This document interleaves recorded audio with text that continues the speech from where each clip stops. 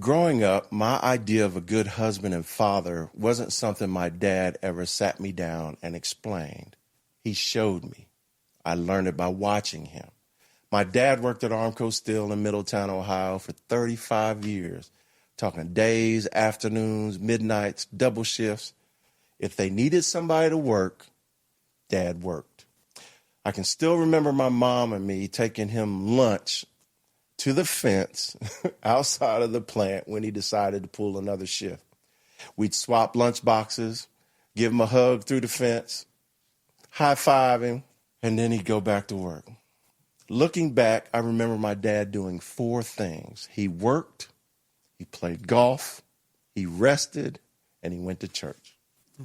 I also remember every promotion because those were like family celebrations. We'd always go out to dinner because Dad had worked hard to provide for us. So without anybody ever saying it to me, I began to define what being a man was. A man worked, a man provided, a man pays the bills, and I realized that a man's happiness comes from being able to provide for the people he loves. However wrong or right that may be, that became my definition of what it meant to be a good husband and a good father. Then I joined the Army. Once again, mentors, leaders, nobody pulled me aside and taught me how to be a husband or a father. The Army taught me how to be a soldier and a leader. And one of the things we always heard, and I'm even guilty of saying, is, I ain't your daddy. So once again, I was learning what manhood looked like simply by watching other men spend long hours, be responsible, sacrifice, and mission first. Then I became a father. Because I wasn't together with my son's mother and because our relationship was filled with conflict, the one consistent thing I knew I could do was provide every month, no matter what, provided him with child support. In my mind, that was one way I was able to show my son I loved him. Then one day, when Jalen, I think he was 17, we were talking and somehow child support came up. And he looked at me and said, Dad, I didn't know you paid child support. And for a moment, I just didn't know what to say because my heart fell out of my body. Because the one thing I thought I could depend on at a minimum was him understanding that I consistently provided for him. That's the one thing I believe I did that showed him I cared. And it wasn't even something he knew about. My son was not telling me that I had failed him as a father. He unknowingly showed me that the language I had been depending on for 17 years wasn't the language he had been receiving. That's when it hit me. Providing for a child isn't always the same as being present in that child's life. And that realization almost broke me because being a provider matters, and it always will, but being a provider is not enough. Welcome back. 4 titles, 1 truth. I'm Tommie. And I'm Lance. Today's conversation is what happens when being a provider isn't enough. Let's get into it. All right. So when you think back to the men who raised you, we're talking friends, we're talking uncles, we're talking everybody. Yeah. The men you watched growing up, what did they teach you about being a husband and father without ever saying a word? And how did that shape the man you became? It's being there. Yeah. I mean, and that's just seeing my father and just provide, you know, because I knew that my father was paying the bills and he had to work to pay the bills. And if that was doing his regular day, you know, his job during the day, then he would, because he was an educator. So then he would, you know, be coaching or whatever. You know, that's when I was younger. Right. So, I mean, just watching my uncles, my friends, fathers who you can see them going to work, Yeah. every day, and Long then coming hours. in and then going out to the garage to have a beer or drink, Yeah. or smoke a cigarette or whatever. Get that work up off of Yeah, I them. mean, but yeah, just watching the men that I would watch, and that's how we learned as a Absolutely. kid, because nobody came and would sit us down and say, "Look, this is what you need to do." Step one. Yeah, this the playbook. We didn't get the playbook like that, but just watching as a kid, you're just like, "Oh, Dad, he's going to work. He's leaving at Yeah. Like 5 o'clock in clockwork. the morning. Yeah, okay. Oh, he'll be back. He's back at this time. Oh, he's out cutting grass, or he's doing this, or he's bringing, whatever meal he's barbecuing. Or just the actions is what Yeah. the actions without knowing all of the context behind it. So. Yeah. I mean, it's the same for me. I had my uncles, I had my grandfathers until they passed, and I had the biggest, of course, was my father. And yeah, shift work is a mother sucker, because it's going to take him away from the house either while we sleep or when I'm home from school or whatever. So, but like I said, there's 4 things that I knew my dad did. And all 4 of those things were directly related to the family. Mm-hmm. All right. Because he was going to work, and that was to provide. Mm-hmm. My dad was not a flashy guy, so he didn't have a bunch of different clothes. He didn't have 1,000 different suits. He had work boots. He had work clothes. He had relaxing clothes, and then he had golf stuff and church stuff, right? And so when he was home, the expectation is that he'd be asleep, unless he was working the regular day shift. Right. And then he'd have the the evenings open. And then he played golf, and playing golf was outside of watching sports on TV. That was the one thing that he did for himself, to hang out. But he brought me in that early, because he used to take me with him. I used to sort of caddy, because when I was too small to carry the bag, I used to just ride in a golf cart with him, and and he'd talk me through golfing or whatever. So that was time, what I'm saying? So that was an opportunity that I had, and then of course church. I told you he was in the Sunday school ministry. Used to drive the bus, and he was just very active in the church along with my mom. So. Yeah. But those were the things, and if my dad ever did anything outside of those 4 things, it was weird. Like, for instance, we go on vacation to go visit my family in Alabama or Kentucky or whatever. That was weird to me, because it broke the norm. I had him for 7 straight days or something, so it was a great, why you here? Thing. What's going on? Are we going to be okay with you being here? Yeah. But yeah, and my dad, he was never a sit down and lesson guy. He was a guy that would just say stuff off the cuff, and then years later I'd be like, oh, he'd always give nuggets, and then it was like he would give me the opportunity to hear them.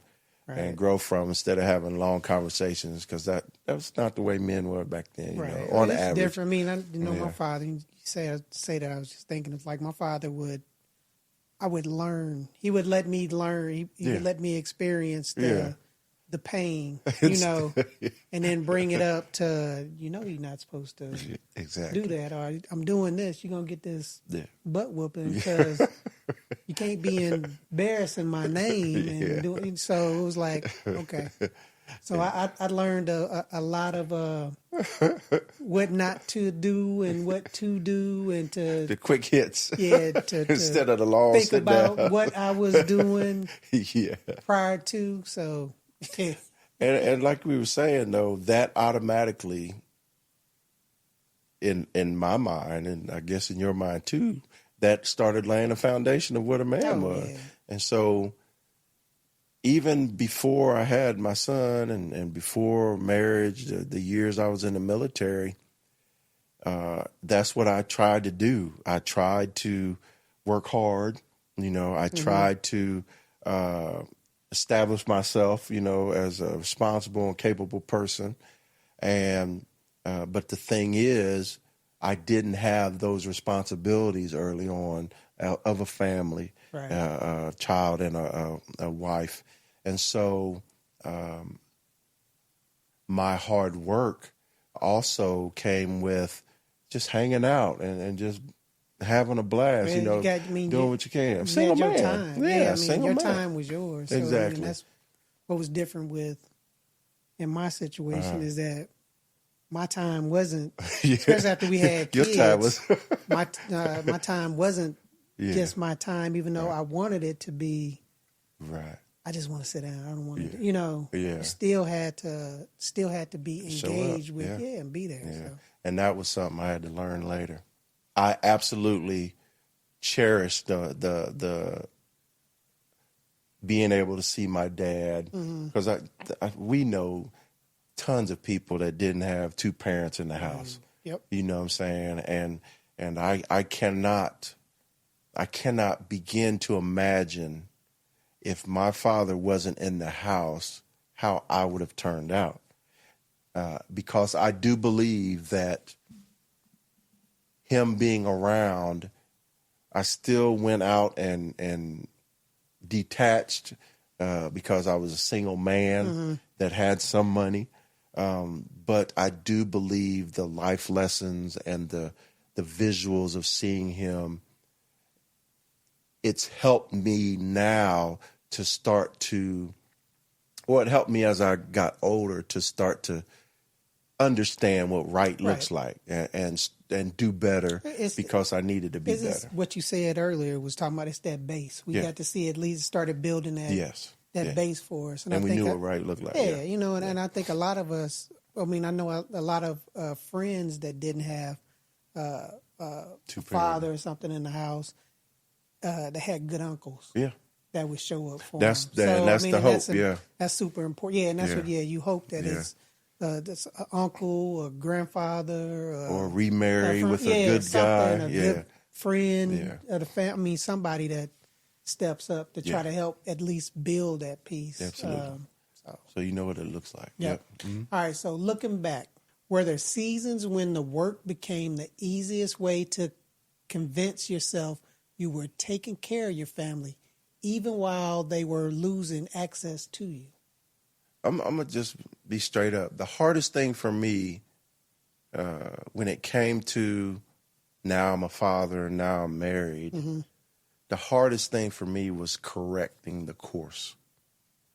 Now, what do you mean by that? Meaning the path I was on. Okay.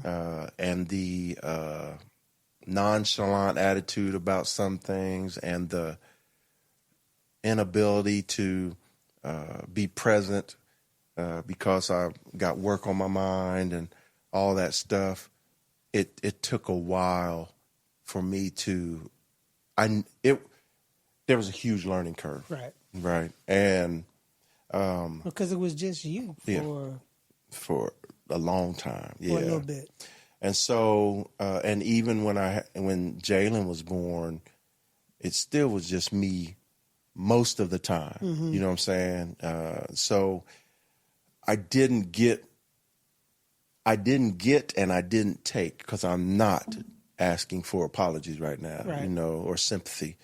I didn't get or take the time when Jalen was born before I got married, which was years later, but that didn't correct me on the course, you know what I'm saying? Because I still had conflict, I still had whatever, but the most reliable thing I had in my life was my job, you know what I'm saying? So that's where my energy went. Okay. When things got complicated between my little boy's mother and I went back to what was comfortable. Yeah, what was comfortable, what I could depend on, and what I knew I was good at. Because evidently I was horrible at this, Well, that was my takeaway, you know what I'm saying?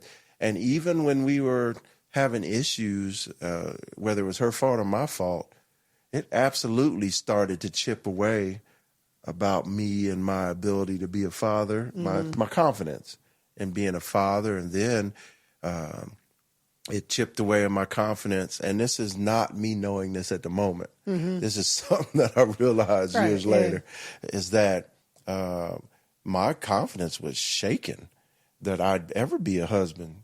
And it's not something I dreamed about, but it was something that I was sitting there like, okay, evidently I can't make this thing work. Father, husband confidence, because your professional work confidence was it's skyrocketing. Through the roof. Yeah, man. And it was just, and so, and hopefully that, because of what you just said, explaining it, hopefully that'll make people understand how I was so different in those two environments. Because one, I'm flourishing in, and the other, I'm running in a brick wall. Afraid of? Just, I mean, when you on the piece of long-term relationship, being a father, if you were going to do, I mean, because I can tell you, for me, I was married already. We had been married for about 4 years before we had first child. So going into the marriage piece of, I knew I wanted to be married to this woman, but I was still afraid of, like, what am I doing? Yeah, well, that, and then when you talking about while you were married? Yeah, just that husband piece of it is like, I don't know. I mean, because it's like it's different times, and it's like, and I knew in my head, it's like I can't do this like how my like your dad father, did, because it's did. different. That's different, different situations. Absolutely. And then when I had, then not me didn't have, but when Mackenzie was born, it was like, okay, another. it's like, okay, I got this child. So but then I think I'm not going to speak for all men, but in our mind, when we have a child, then it's like, okay, I got to take care of them. So that monetary piece of like, okay, that means I got to work harder. Yeah. I got to do more so I can bring more in to be able to provide, more and different, be able to get this child different situations. Better than what I grew up with, being able to get or whatever. But the reality is, I left high school, found my way in the Army, and spent like 8 years in the Army. And by that time, I was a staff sergeant. During that time, my son is born and is a couple years old. And when he was first born, I had lots of time with him. So I got to get used to him and familiar with him. But after a couple of years, I started to realize that every time I was away from him, it was a game that was being played. And that game was exhausting. And that game was frustrating. And in my mind, I just I didn't know how to react to it, because I'm like, this is freaking, it just got me all over the place, right? It's causing me to act outside of my nature, which could compromise my job, right? And so what I ended up doing was I started closing that off in my mind, you know what I'm saying? Because when he's with me, I've already said this, we were two peas in a pod. When he wasn't, eventually it started to be like, I just don't feel like going through this stuff no more. And I pray to God that he understands I'm trying. I pray to God that he understands that I'm getting this child support is being paid. I'm doing everything that I can, but I can't be overly anything, because the frustration is going to lead me to freaking going to jail because of violence, we would argue, you know what I'm saying? Right, you and his mother. Yeah, and whoever she was with or whatever, and I was, it took me forever to control my anger, right? And so I just lived all those years like that, and I'm telling you, my whole thing was, at least he's getting this money. At least I'm helping him out. Right.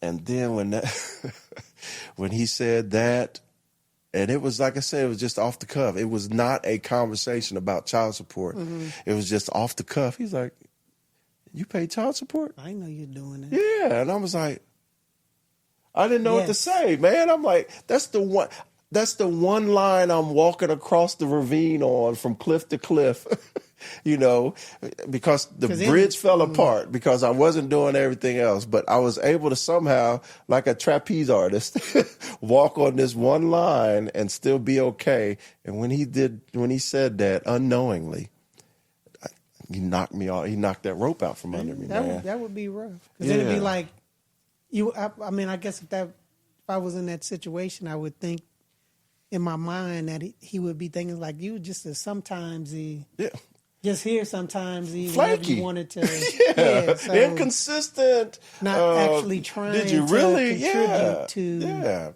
and then it's just like, and so my well-being, and then take that, and now years later, now I meet Nikki, ran through the ringer, right? And it's not because of women. It's a combination of the two. You know what I'm saying? I know that I did mine enough, right? It's the situation, man. Yeah. I mean, it has to be the situation. Like, I couldn't, I can't even say that I know how that piece feels just because of. Yeah. I mean, it was. But you do know how when you start to find out you're good at work, mm-hmm. you do know that becomes a safe space. It's easy. That becomes it's easy and it's muscle memory. It's so it's not. You don't have to put a lot of effort into it. No. You don't put as much effort into Absolutely. as when you leave that and you go home, and then you have to put others into consideration for things because it's chaos. The Army is chaos, right? Yeah, I mean, but you get used to it. That's my you point. learn and That's you get my used point. to it and you thrive. Absolutely. Off of And then you become capable to adapt in that chaos. Oh, But then when you try to get into a relationship with me. Well, you're talking about a relationship. Yeah. I'm talking about, having a spouse. Yeah. And then having kids. Yes. That's a different thing because a different kind of chaos. Yeah, because that spouse has, especially if you have a spouse that's also working and doing. So then it's like, okay, you got to take into consideration what they're doing, and then your kids. It's like because this is one thing we used to come up all the time is if somebody got sick, one of the kids got sick, or if somebody need to be picked up from daycare, and then it's like we looking at each other like, who you gonna do it? Can you do? And it's like, well, I got such and such. I was like, what makes your job more important than my job? So you go through that piece, but the big thing for me was just because I would leave work before everybody was up. I would be going to work, and then come home depending on which stage of my career I was at. If I was on call or any of those things, it's like when I would get home. I mean, I would get home at a decent time for the most part. Right. When I wasn't working, a night shift or doing that stuff. But then it was like when you got home, exactly what you're saying is like it was so I mean, just stuff going on that you just want to go sit down and just not talk to anybody. Can't fix it. Not do you can't fix that stuff. You can't do that. I mean, it's like and that was probably one of the hardest things for me that I wish I could have done better. Would have done. I think about it now. I can't go back. Can't change anything. Right. But it's like I could have done a better job of giving more of my time because I felt like I gave. Whenever anybody needed anything, especially my kids, if they needed anything, I'd be there. They need help with homework. They need this, whatever. They need to go to one of their activities. That I would be there for it, but it's like I probably could have been shown probably a little more interest in some of those things that they were doing, you know. And it's just, I mean, but it's one of those things where it's like, he ain't doing anything about quarterback. it. How they doing it? Yeah. Yes. But yeah. I mean, that's a hard, that's a hard thing, especially when you want to get promoted. Yeah. You want to, you know, you're trying to make more money. You want to be able to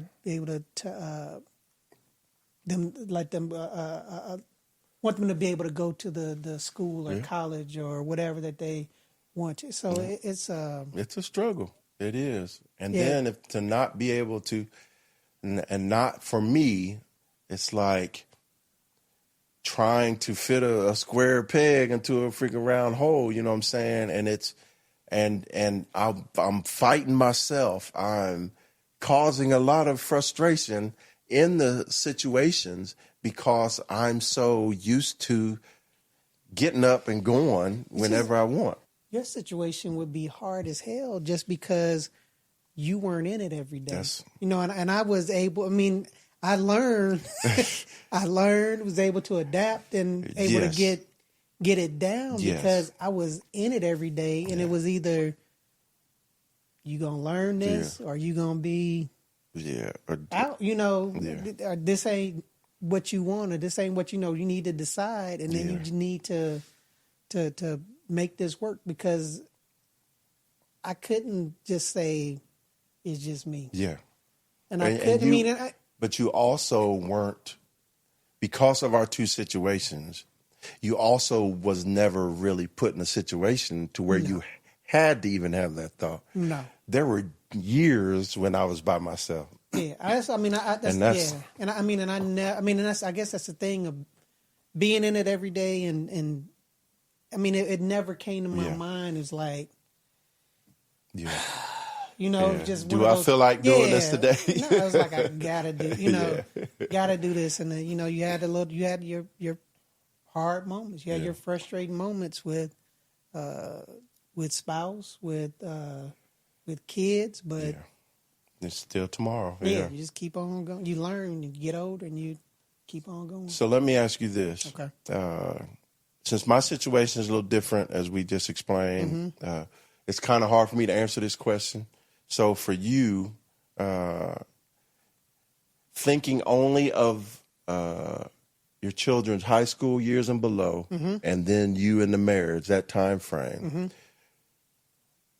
do you remember consciously seeing you needing to self-correct? Because you say, for instance, because one thing, just like we talked about our fathers, one thing that you knew, you was going to go to work and you were always going to get a paycheck, right? Yep. So that's in my mind, that's 80% growing up. That's what a man did, right? So while you were living through from born to high school and the experiences you had married, can you recall moments where you consciously had to stop yourself and self-correct because maybe you were getting too caught up in work? Oh yeah. Okay. I mean,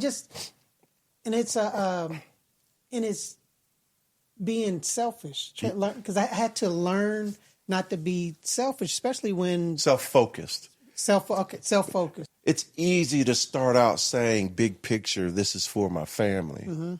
But once you're in the grind, yes, a better paycheck would help, but they don't really care if you Fullberg Colonel. You know what I'm saying? They don't even know.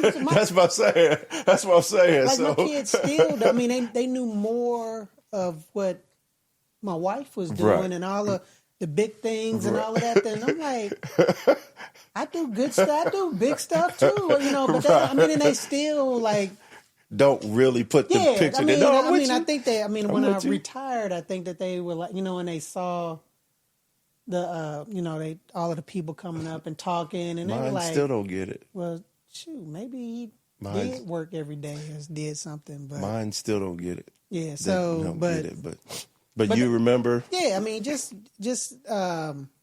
not be, especially I could tell you with my wife, it was not being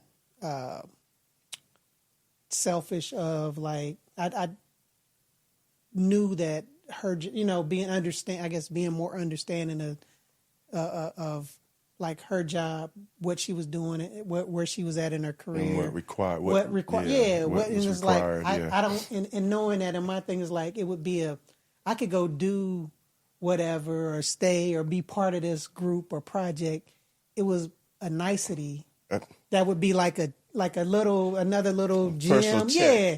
Be like, he did that too, that. But it wasn't something that was necessary. Right. So I learned, you became to understand unconditional love. I was the one I started, say understanding is like, this is what's needed for my family, for looking at the overall picture. Yeah. This is what I need to do for them. You know, this is what makes the most sense. That's going to keep us going in the direction that I want to be going in. Yeah. So that, and then with the kids, is just, the kids want you. They don't know what you do at work. They don't care what you do at work. They don't care about the money you give them.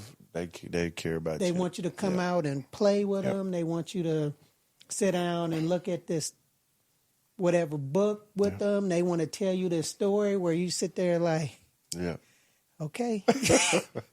And what happened? And what else? All right. Is the end close? They want...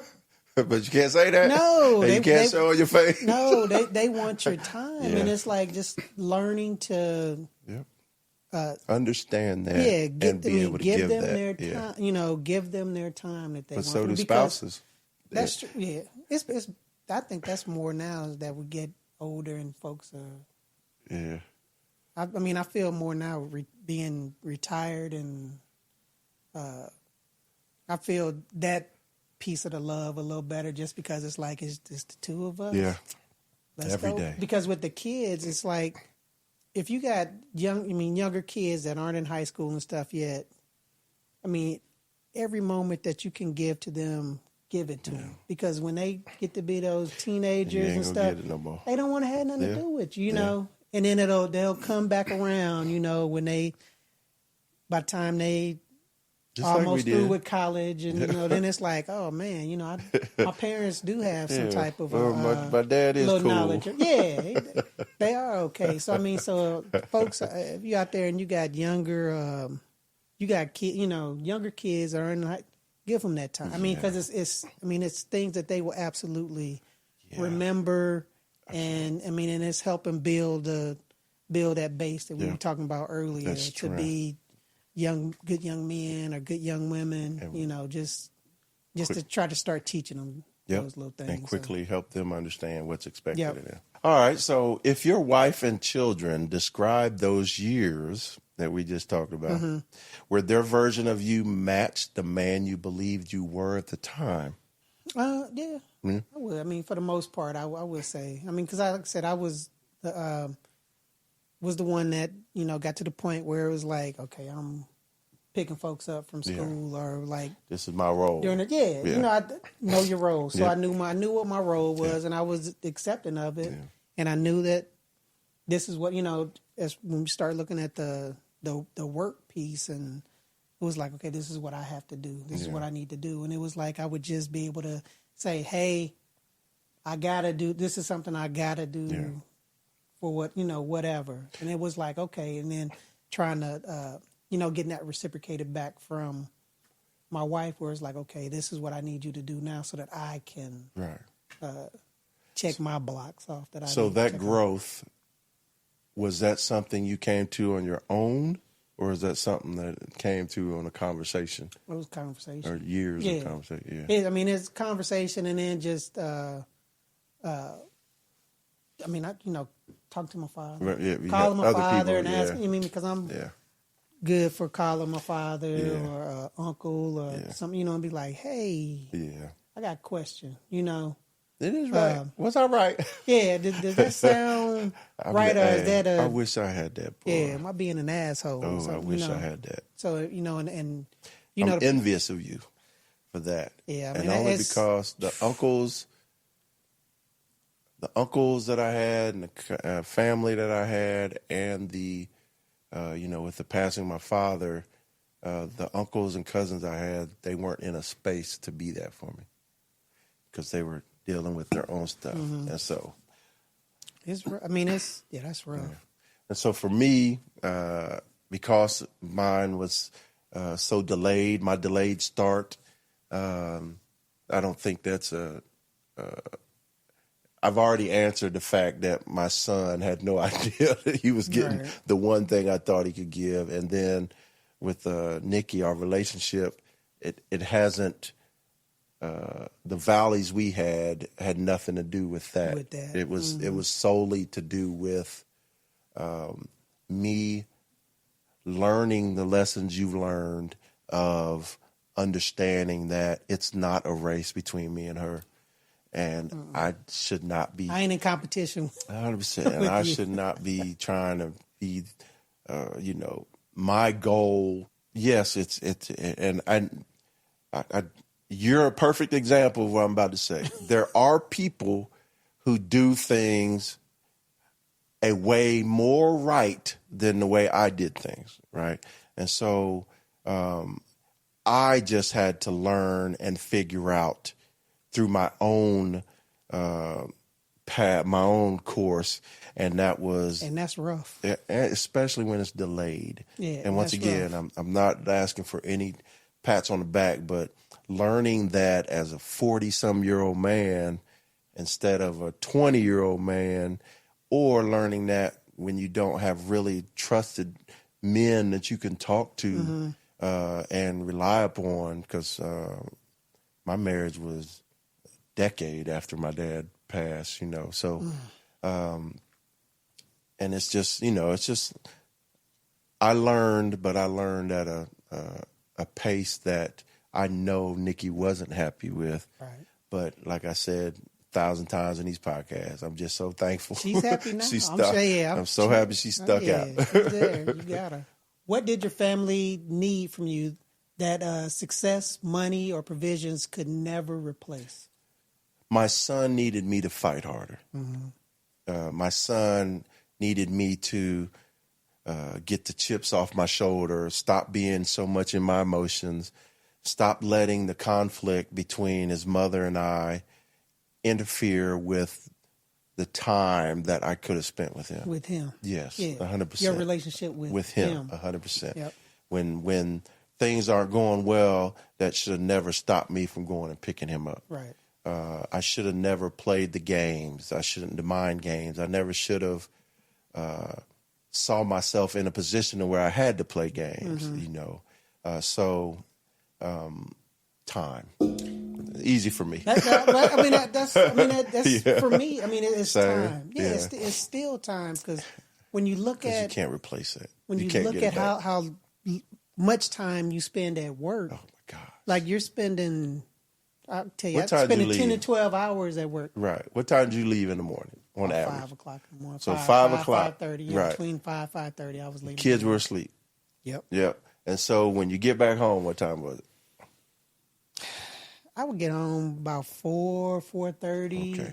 Especially after I got up To a certain level. Yeah, got to a certain level. But when I was young, when they were younger and I was younger, yeah, I would be on call, or I was working an evening shift or a night shift, so it would be them to daycare, where that would be where I would drop them off, and I wouldn't see them till the next day. the next day or whatever. So it's time. I mean, it absolutely is time with my kids, just because that time goes so quick. Yeah. People don't understand. Well, people do if you got kids. But I mean, that time, it goes so fast as far as them growing up to the point that now they're, when they're adults, and it's like, and you miss it. It's not like you can. Time goes right, but they're not going to walk for the first time again. No.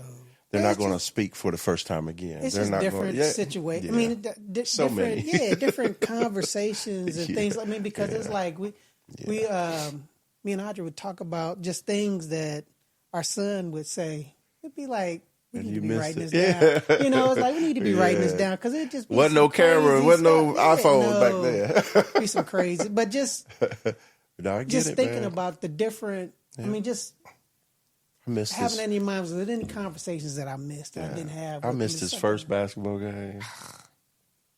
I missed. I was there for his first walk. I was there for his first words. But when he started to get, we'll say, elementary. Mm-hmm. The second half was third grade and on. Yeah, a lot of that personality and stuff. I missed all that. Yeah, I did.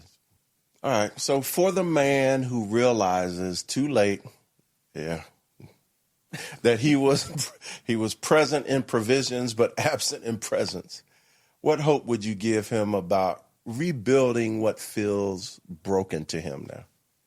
Give the time to you. If it's your spouse, if it's your kids, just spend that time with them now. Absolutely. Talk to them now, or because you can't go back. Yeah. You can't go back with anything, but you can move forward. And I think a lot of kids, older kids, adults, whatever, they just want to see the effort.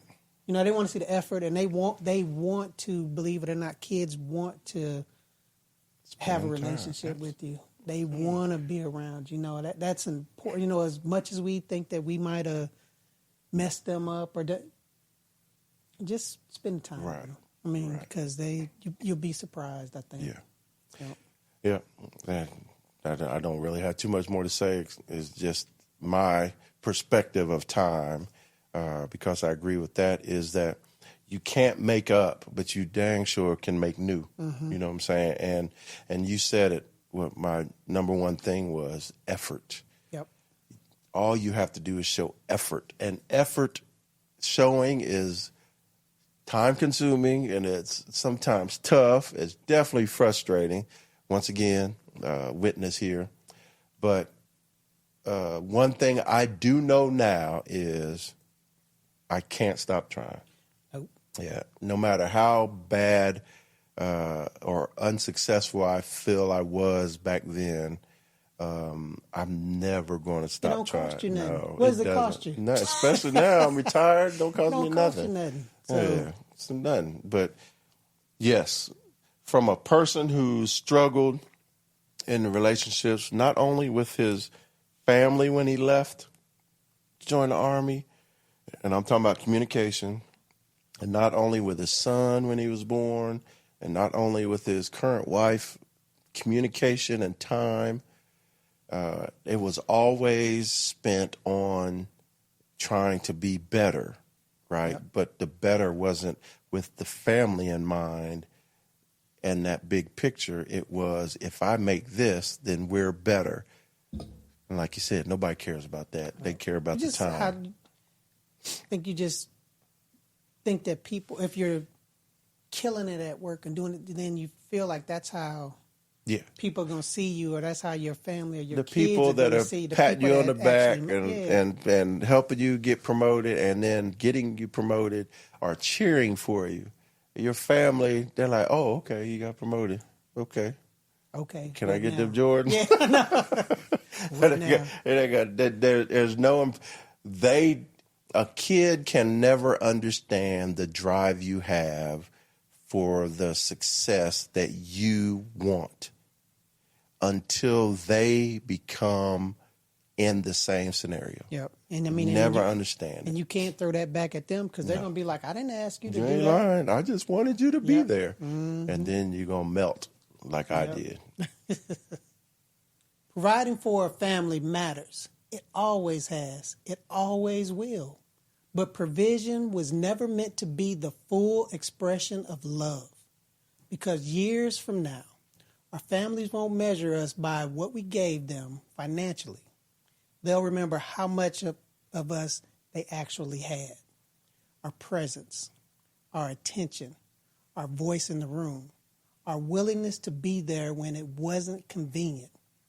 So if this episode hits you today, don't just agree with it, act on it. Call your child, sit with your spouse, show up in the moments you used to outsource to work. Because the truth is simple. What our families needed most from us was never just what we could provide. It was us. And like Lance said, if today's conversation spoke to you, we'd appreciate it if you'd subscribe, follow, and share this episode with someone who needs to hear it. Please. If you're watching on YouTube, leave us a comment. We'd love to hear your story. Yep. So join us next time. And as always, brother, let's keep the conversation going. Facts. Holla.